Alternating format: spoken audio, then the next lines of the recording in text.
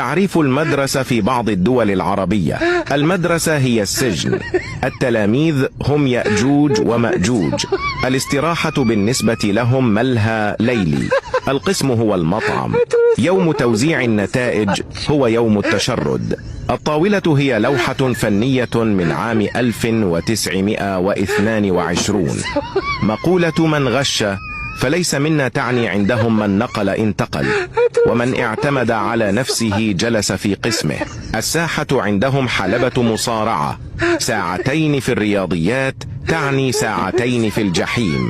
مراحيض الذكور مستودع لبيع المخدرات، مراحيض الإناث كأنها صالون تجميل.